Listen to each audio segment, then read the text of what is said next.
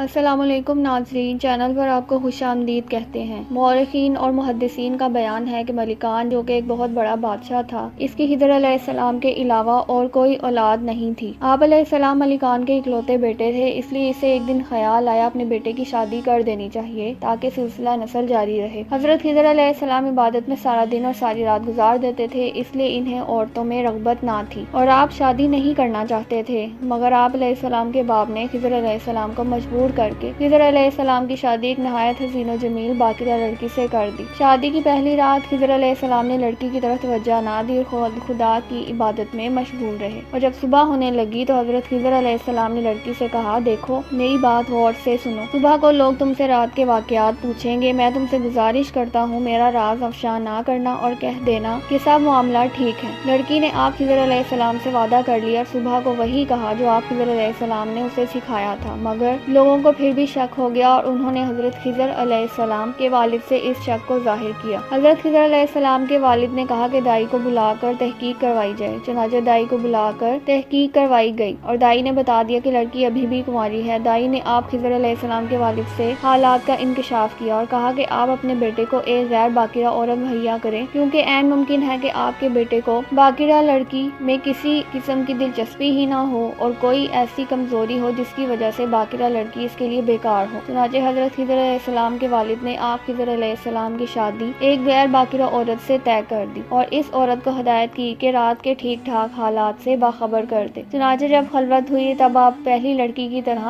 اس عورت کی طرف متوجہ نہ ہوئے اور ساری رات اللہ کی عبادت میں مصروف ہوئے۔ عورت کو اس بات پر بہت غصہ آیا اور جب صبح اس سے رات کے بارے میں پوچھا گیا تو اس نے راز فاش کر دیا اور کہا کہ یہ جوان مرد نہیں ہے۔ حضرت خضر علیہ السلام کے والد کو جب یہ خبر معلوم ہوئی تو اسے سخت غصہ آ گیا اور اس نے آپ خضر علیہ السلام کو سزا دینے کا فیصلہ کر لیا۔ اس نے حضرت خضر علیہ السلام کو ایک کمرے میں بند کر دیا اور کمرے کے دروازے کو چونا گارا اور اینٹ پتھر سے چنوا دیا، حتیٰ کہ 2 دن اسی حال میں رہا۔ 2 دن بعد والد کی محبت اپنے بیٹے کے لیے جاگ اٹھی اور کمرے کو کھولنے کا حکم دیا، مگر جب کمرہ کھولا گیا تب آپ خضر علیہ السلام کمرے میں موجود ہی نہ تھے اور یہ بات لوگوں کے لیے بڑی حیرانی کا باعث بنی۔ ملکان کو جب یہ حال معلوم ہوا کہ اب وہ بیٹے کے وجود سے محروم ہو گیا تب اس نے چاروں طرف اپنی نظریں دوڑائیں تاکہ وہ آپ خضر علیہ السلام کو تلاش کر سکے، مگر پوری کوشش کے باوجود وہ آپ خضر علیہ السلام کو تلاش نہ کر سکے۔ حضرت خضر علیہ السلام اللہ کی قدرت کی بدولت وہاں سے نکل کر حضرت ذوالقرنین علیہ السلام کے پاس پہنچے اور ان کے ہمراہ بحر ظلمات میں جا کر آب حیات نوش کیا اور ہمیشہ کے لیے ابدی زندگی کے مالک بن گئے۔ اللہ نے آپ خضر علیہ السلام کو دریاؤں پر موکل کر دیا، چنانچہ آپ علیہ السلام دریا میں ہی قیام پذیر ہو گئے۔ ایک دن آپ خضر علیہ السلام ایک جزیرے میں نماز پڑھ رہے تھے کہ اتنے میں آپ خضر علیہ السلام کے وطن کے 2 تاجر کشتی کے حادثے کے بعد اسی جزیرے میں جا پہنچے۔ جہاں آپ نماز سے فارغ ہوئے تو لوگوں نے اپنے حالات بتائے۔ جب انہوں نے غور سے دیکھا تو آپ خضر علیہ السلام کو پہچان لیا۔ باہمی تعارف کے بعد ان لوگوں نے اپنی مشکل بیان کی۔ حضرت خضر علیہ السلام نے فرمایا کہ ایک شرط پر میں تمہاری مدد کر سکتا ہوں، وہ یہ کہ اپنے وطن جا کر تم میرا ذکر کسی کے سامنے نہ کرو گے۔ ان لوگوں نے وعدہ کیا کہ آپ خضر علیہ السلام کا ذکر کسی کے سامنے نہ کریں گے۔ حضرت خضر علیہ السلام نے ابر کے ایک لقاح کو حکم دیا کہ انہیں اپنے ملک پہنچا دیں۔ ابر ان کو لے اڑا اور وہ اپنے ملک جا پہنچے۔ اپنے گھر پہنچنے کے بعد ایک آدمی تو وعدے پر قائم رہا، مگر دوسرے نے یہ راز فاش ہی نہیں کیا، بلکہ آپ خضر علیہ السلام کے والد ملکان کے پاس جا پہنچا اور اس کو آپ سے ملاقات کا سارا واقعہ بیان کر دیا اور اس نے یہ بھی کہا کہ میرے ساتھ ایک اور تاجر بھی تھا۔ بادشاہ ملکان نے اسے اپنے پاس حاضر ہونے کا حکم دیا۔ جب ملکان نے اس سے پوچھا تو وہ وعدے کی پابندی کرتے ہوئے بولا کہ یہ شخص جھوٹ بول رہا ہے، میں تو اس کو جانتا بھی نہیں۔ اس نے کہا، اے بادشاہ سلامت، اس آدمی کو قید کر لیجیے اور میرے ساتھ اپنے ساتھی اس جزیرے میں بھیج دیجیے، ساری حقیقت سامنے آ جائے گی۔ چنانچہ بادشاہ نے اس تاجر کے ساتھ اپنے آدمی جزیرے کی طرف بھیج دیے، مگر جب وہاں پہنچے تو ادھر کسی کو بھی نہ پایا اور واپس آ کر بادشاہ کو سارا واقعہ بیان کر دیا۔ چنانچہ بادشاہ نے پہلے قیدی کو تو چھوڑ دیا اور دوسرے کو قید کر لیا۔ اتفاقاً اس شہر میں کوئی بڑی تباہی آ گئی کیونکہ وہاں کے لوگ بہت سخت گناہ گار تھے۔ اس تباہی میں تقریباً سب ہی برباد ہو گئے، لیکن صرف 2 انسان ہی بچ گئے، ایک وہ عورت اور دوسرا وہ تاجر جنہوں نے حضرت خضر علیہ السلام کا راز فاش نہیں کیا تھا۔ جب ان دونوں کی آپس میں ملاقات ہوئی اور ایک دوسرے سے اپنے بچنے کا سبب حضرت خضر علیہ السلام کے راز کو یقین کر لیا تو وہ دونوں مسلمان ہو گئے اور دونوں نے آپس میں نکاح کر لیا اور اس ملک سے ہجرت کر کے دوسرے ملک روانہ ہو گئے۔